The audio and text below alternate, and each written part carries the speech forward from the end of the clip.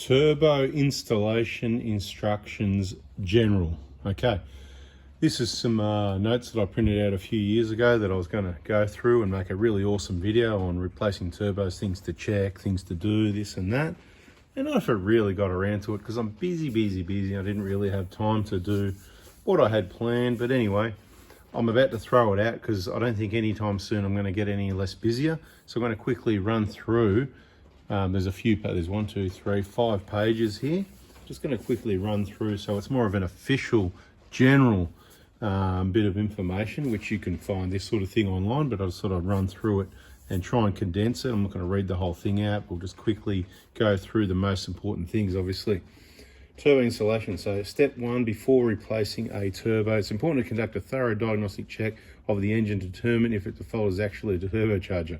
Of course, right? So I'm not going to go into the fine print. You need to diagnose it's the turbo.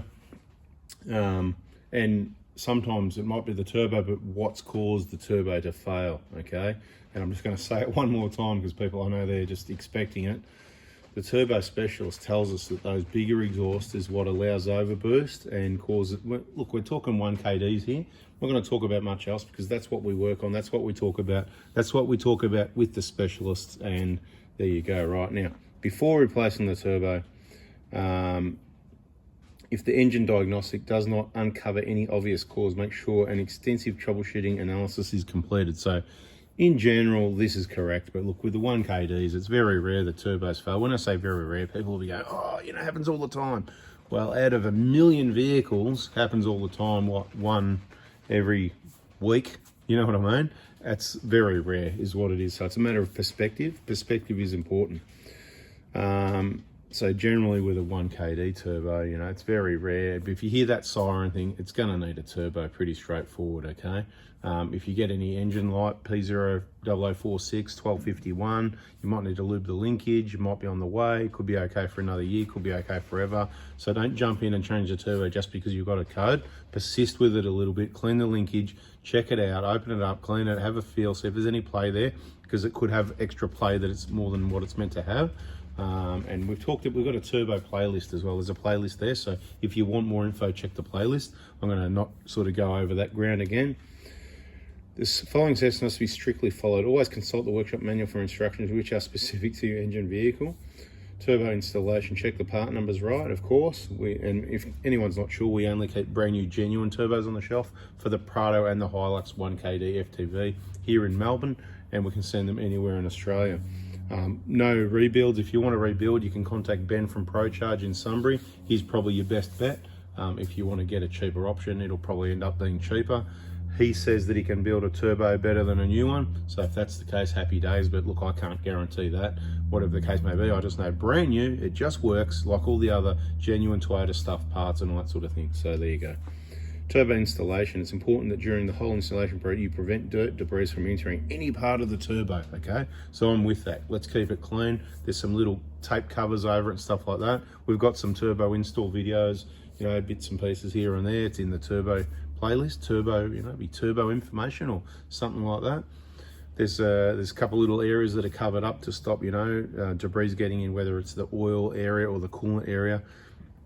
Just make sure you take the tape off and uncover those when you're doing your installation. And of course, our turbos come with a brand new genuine gasket kit that you need to do that installation so that you replace the gaskets and you won't have any leaks, okay? Torque specifications are recommended. Turbo installation, ensure that correct gaskets are used. For example, the center hole or gasket must be perfectly aligned with the center hole of the turbo, blah, blah, blah. So, you know, just do it right. Do not use liquid gasket or sealants, particularly for the oil inlet or outlet, since excessive material may enter the turbo, reducing or stopping the flow. You don't want to block that oil flow or anything like that, right? So that's what's saying. You don't need to, particularly, once again, those genuine Toyota turbos and the gasket kit, you don't need to put any gasket crap on it. So just keep it clean and dry and use new gaskets. Happy days. All right. Step 6, turbo installation. It is recommended that you use New air, oil, and fuel filters and clean engine oil to engine vehicle manufacturer specified. Well, that's right. So if a turbo's failed because people haven't done enough oil changes, wrong oil, whatever, and it's caused problems, then things need to be cleaned out and all that sort of thing. But if you've got a vehicle that's got a reasonably clean oil filter, air filter, and oil and that sort of thing, you can kind of disregard that, right? It is important cleanliness, but the way we roll is we clean the whole time, so we don't need to clean to fix part of a problem. It's just bad luck. And if you're pretty clean and you do all the right maintenance, you got your best chance that you're not going to be one of these people having this problem anyway, depending on the previous ownership. You know, if people used to hammer it towing and then switch it off and stuff like that. Let the oil engine idle a little bit. We're not talking about that in this video though, right? So here we go. Right? So they just want to make sure it's clean and you've got good oil pressure. It's very important. So if it's other makes and models, you do want to do things like check, make sure oil pressure is good, depending on what engine is. A lot of engines have a lot of problems. I choose one of the best makes and models and one of the best engines because there's only one of me and I need to be less busy. So I pick the good vehicles. That's how it works. Before installing the turbo, ensure that all air hoses connected to the turbo are clean and show no sign of damage, of course. The air filter housing must be completely clean and free from any debris. Well, that makes sense, right? Okay, so we'll do that. Next page.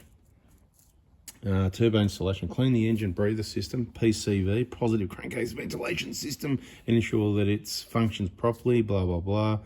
Okay, now, so blockages or malfunction can cause high crankcase pressure and lead to oil leakage from the turbo into the inlet and exhaust system. So just think about that if you're installing a catch can and it blocks up because you know it could happen anyway, right? So we don't recommend catch cans. And your PCV on the diesel engine we're talking about, it's a crankcase ventilation. It's not positive. There's no valve there.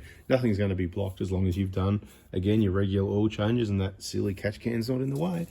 Okay. Installation. Remove any old gasket material. Yeah, that's what I said. We said keep it clean, blah, blah. Must be clean, have no damage. Then remove the plastic foam blanking plugs. See, like I said, there'll be tape foam plugs, depending on what turbo, what engine. Right, look, turbo installation. Position of the turbo in the manifold engine block using the correct new gasket and O-ring. Then reconnect exhaust pipe, blah, blah, blah. You know, tighten all nuts and bolts. Pay special attention to oil feed and drain lines, which must be totally clean and have no damage to ensure unrestricted oil flow. Make sure flexible hose liners have not collapsed internally and the blah, blah, blah. Common on some vehicles and difficult to detect without cutting the pipe. For this reason, we recommend fitting a new oil inlet pipe when installing a new turbo. So you don't have to worry too much about that with 1KD as long as it hasn't, you know what I mean, had issues. But, you know, make sure it's all clear. Blow some air through it. You might get a feel of how blocked it is. Compressed air is your friend. Next. Install oil drain to the turbocharger, right? General instructions, right? This isn't necessarily anything specific, but, you know, let's move it along. Step 13, turbo installation. Pour new oil into the oil inlet of the turbocharger. So we want to get some oil in there and get it lubed up because as soon as you start it up, air spins, however many tens of thousands RPMs, I can't remember, heaps of spinning and, you know, it's just could damage it. So get some oil in there, have a play with it on the bench. And then if you like, you can even add a bit more and whatever. What you can even do is often crank the vehicle over without it starting, you know, disconnect something so it doesn't start. Again, it's in other videos, not crap on too much. I just wanted to read you this and I wanted to wrap it up within 10 minutes. So I'm going to keep talking. Turbo installation, pour new oil, yep. Step 14, turbo installation net. Fit the new oil feed line, whatever, if you're doing that or not. Install inlet, outlet air hoses, of course, pretty straightforward stuff. Put it back together the way it was. Turbo installation.